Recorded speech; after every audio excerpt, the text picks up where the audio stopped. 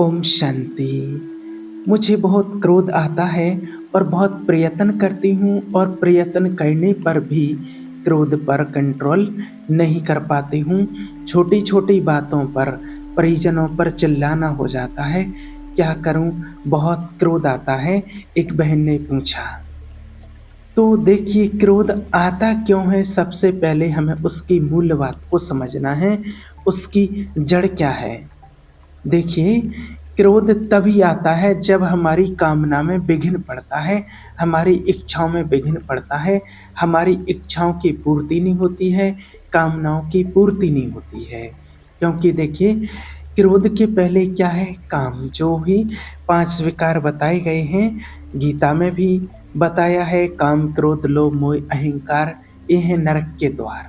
और परमपिता परमात्मा शिव ने भी बताए हैं कि 5 विकारों पर विजय पाना, काम, क्रोध, लोभ, मोह, अहंकार। तो क्रोध से पहले हैं क्या? इच्छाएँ, कामनाएँ, और जब उनकी पूर्ति नहीं होती है, तब क्रोध आता है। हमारी कामना है, हमारी इच्छा है कि तुम ऐसा करो, ऐसे चलो, वहाँ जाओ, ये ना करो, ये करो। और और जो हमने बताया वैसा ना किया, उसके विपरीत किया, तो फिर क्रोध आता है। क्रोध की कोई स्वयं की इतनी सत्ता नहीं है। वो कामना से पैदा होता है, इच्छाओं से पैदा होता है। जो हमारी इच्छाएँ होती हैं और उन इच्छाओं की पूर्ति नहीं होती है, तो फिर उससे क्रोध पैदा होता है। अब देखिए क्रोध कैसे पैदा होता है इच्छाओं से। मान लीजिए, मान के चलो कोई एक स्त्री है और वो उसकी इच्छा है कि मुझे मार्केट जाना है, कुछ खरीद के लाना है, उसकी कुछ और सहेली जा रही हैं, फ्रेंड साथ में जा रहे हैं।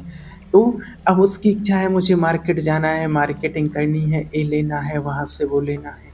अब वो अपने पति से कहती हैं कि मुझे मार्केट जाना है, ये लेना है, वो सामान लेना है, खरीदारी करनी है। अब पति अगर उसके लिए मना करते हैं, कुछ कारणवश पैसे नहीं हैं या और किसी कारणवश उसको मना करते हैं पत्नी को कि आपको नहीं जाना है। और जब मना करते हैं तो फिर क्या होगा? नेचुरल है, जब मना वो इच्छा थी और वो इच्छा अगर पूरी नहीं हो पाती है, किसी कारणवश मार्केट या और कहीं जाना हो, अगर जाने से मना कर दिया, रोक दिया, तो मन में इच्छा थी कि वहाँ जाना है, ऐसा करना है। अब क्या है, जाने से पहले वो दृश्य बना लेते हैं कि हम वहाँ जाएँगे, उन लोगों से मिलेंगे, उनसे बात करेंगे या कहीं मार्केट जाएँगे, वहाँ से खरीदेंगे, ये लाएँगे। तो ये क्या पूरा दृश्य बन जाता है, वो इच्छाएँ मन में उत्पन्न हो जाती। और वो इच्छा जब उत्पन्न हो जाती है और फिर जब उस इच्छा की पूर्ति नहीं होती है और मना कर दिया जाता है पति के द्वारा कि नहीं जाना, ये नहीं करना, तो इच्छा की पूर्ति नहीं हुई तो नेचुरल है कि क्रोध का आना ही है। क्रोध फिर आएगा ही आएगा। और पति हैं, मान लीजिए उनको ऑफ़िस जाना है, सुबह टाइम से ऑफ़िस जाना होता है और उनका टाइम है 9 बजे का, सुबह 9 बजे उनको तैयार होकर के जाना है। और अगर 9 बजे तक उनका टाइम हो गया, उनको नाश्ता नहीं बना, टिफ़िन नहीं लगा, ऑफ़िस का टाइम हो गया, थोड़ा भी अगर 5-10 मिनट भी लेट हो जाते हैं और वो समय से नहीं बन पाता है, तो फिर उनको भी क्रोध आता है। तो क्रोध तभी आता है जब इच्छा पूर्ति ना हो, इच्छा पूरी ना होने के कारण, कामना पूरी ना होने के कारण ही क्रोध उत्पन्न होता है। अब हमें ये देखना है कि हमारा कर्तव्य उसके प्रति क्या है और क्रोध को शांत करने के लिए एक ही उपाय है, अपने कर्तव्य को समझना। क्रोध को हम तभी कंट्रोल कर सकते हैं जब हमें अपने कर्तव्य को समझना है कि परिवार वालों के प्रति हमारा कर्तव्य क्या है। क्रोध तब आता है जब हम अपने कर्तव्य को भूलकर आपके कर्तव्य हमारे लिए कैसे होने चाहिए, वही क्रोध आता है। इसकी एक जांच कर सकते, आप चेक कर सकते हैं कि स्वयं व्यक्ति अपने कर्तव्य को भूल जाता है कि मेरा क्या कर्तव्य है इनके प्रति, और उनसे इच्छा रखता है कि उनका कर्तव्य मेरे लिए क्या है, तब क्रोध की उत्पत्ति होती है। पति, पुत्र, परिवार, सास-ससुर, इन सबके प्रति मेरा क्या कर्तव्य है? जब अगर आप ये सोचेंगे तो आपको कभी क्रोध नहीं आएगा। परंतु होता क्या है, उनसे हम चाहते हैं, उनसे कामना करते हैं, उनसे इच्छाएँ रखते हैं, वो जब वो नहीं करते हैं तो हमें गुस्सा आता है।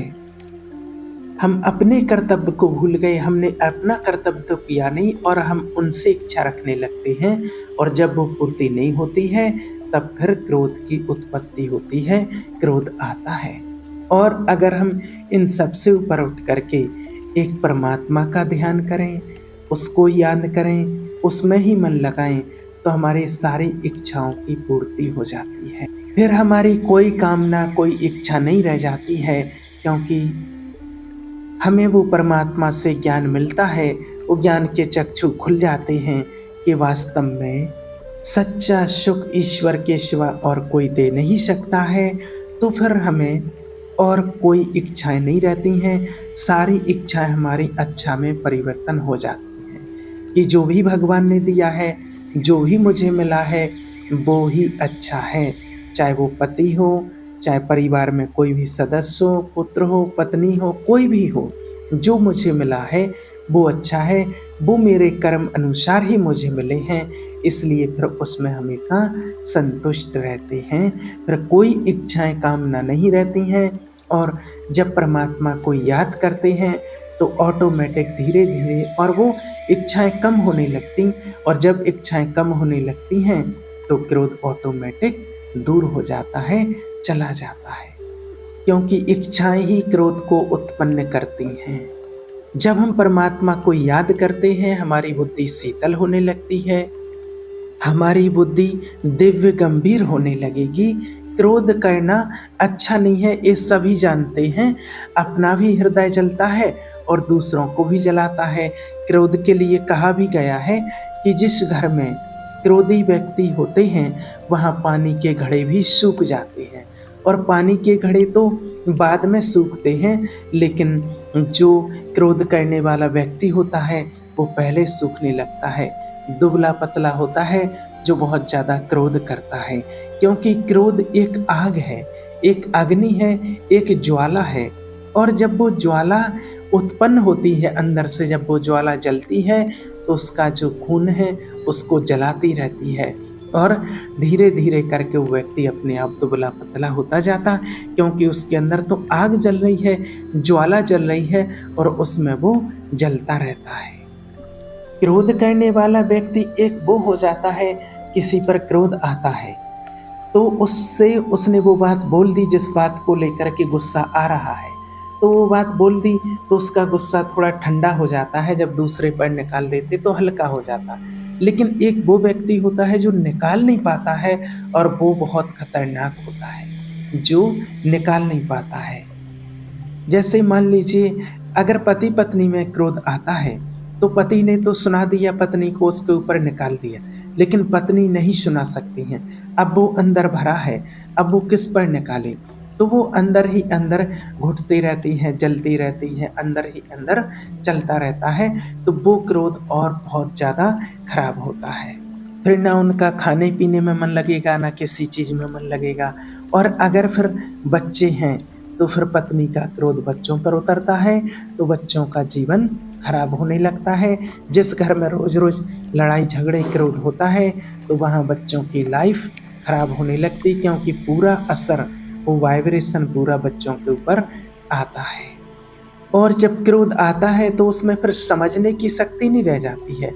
सबसे पहले क्रोध क्या करता है, क्रोध में फिर विचार शक्ति नहीं रह जाती है।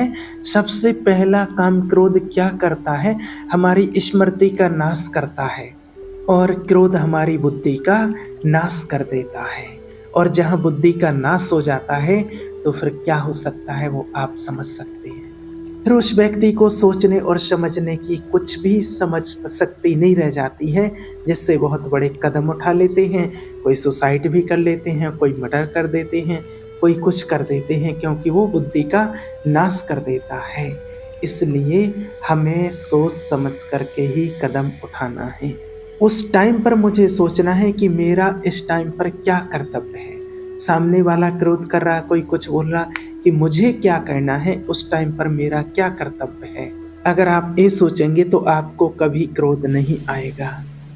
हम क्या सोचते हैं कि इसने अपना कर्तव्य नहीं किया, सामने वाले के लिए सोचते हैं और हम अपने कर्तव्य को भूल जाते हैं, तब फिर क्रोध आ जाता है। देखिए, एक क्रोध आना और क्रोध का नाटक करना ये दोनों अलग-अलग होते हैं। कभी-कभी टाइम पर किसी-किसी के लिए क्रोध का नाटक करना भी ज़रूरी होता है और करना भी चाहिए। जैसे पिता है, माता है, वो बच्चों को अक्सर दुलार करते हैं, प्रेम करते हैं, लेकिन उनको क्रोध का नाटक कभी-कभी करना पड़ता है। बच्चों को डाँटने के लिए, बच्चों को लायक बनाने के लिए। अगर वो नहीं करेंगे, तो बच्चे गलत मार्ग पर चले जाएँगे और बच्चे भटक जाएँगे। इसलिए उनको क्रोध का नाटक करना वो तो ज़रूरी होता है। बच्चों का निरीक्षण, परीक्षण करना बहुत ज़रूरी है। वो क्रोध नहीं है, वो कर्तव्य है आपका। वो करना चाहिए और जाँच होनी चाहिए और बच्चों को लगना चाहिए कि गुस्सा आ रहा है, लेकिन हमें अंदर से गुस्सा नहीं करना है, वो उनके सुधार के लिए है। और अगर ये नहीं करेंगे, माता-पिता अगर सही राय नहीं दिखाएँगे बच्चे का, निरीक्षण परीक्षण नहीं करेंगे, तो बच्चे भटक जाएँगे, गलत मार्ग पर चले जाएँगे। हमें क्रोध नहीं करना है, क्रोध को दबा करके, क्रोध का स्वांग करके और बच्चों को निरीक्षण करना बहुत ज़रूरी है। और अगर बच्चे गलत मार्ग में चले गए, तो एक दिन फिर बच्चे ही कहेंगे हमारे विरोध में खड़े होकर के कि तुमने हमें सही रास्ता नहीं दिखाया, अब तुमने हमारा कुछ मदद, हेल्प ऐसे नहीं किया। होता है ऐसा, कई बार हो जाता है, बच्चे गलत मार्ग में चले जाते हैं, कितने ही लोगों के साथ ऐसा हुआ है। और अगर आप डाँटते हैं, उसका निरीक्षण करते हैं, परीक्षण करते हैं, तो एक समय आएगा कि वो अच्छी जगह, अच्छे पद पर पहुँच जाएगा, तो फिर उसको एहसास होगा और वो कहेगा भी कि पिता की, माँ की डाँट के कारण ही हुआ है। अगर वो नहीं डाँटते, तो हम आज आगे नहीं बढ़ पाते।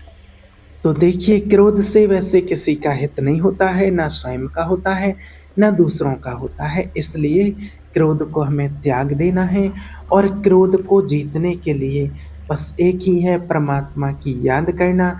परमात्मा को जब आप याद करेंगे, तो आपके अंदर प्रकाश आएगा, ज्ञान का प्रकाश, शीतलता आएगी, बुद्धि आपकी शीतल बनेगी और परमात्मा की याद वो शीतलता है जो आपके अंदर जल रही क्रोध रूपी अग्नि को भी शीतल कर देगी, शांत कर देगी और आपके अंदर वो ज्ञान का प्रकाश आएगा, जिससे आप अपने कर्तव्य को, अपने धर्म को आप समझ जाएँगे। तो आपके अंदर फिर कोई इच्छाएँ उत्पन्न नहीं होंगी, जिससे फिर क्रोध की उत्पत्ति नहीं होगी। तो आप निरंतर प्रभु का ध्यान करें, शिव बाबा को याद करें, मेडिटेशन करें, उसमें वो शक्ति है जो आपके अंदर के क्रोध रूपी भूत को वो जला करके नाश कर देगी, वो परमात्मा की शक्ति से नष्ट हो जाएँगे। ओम शांति।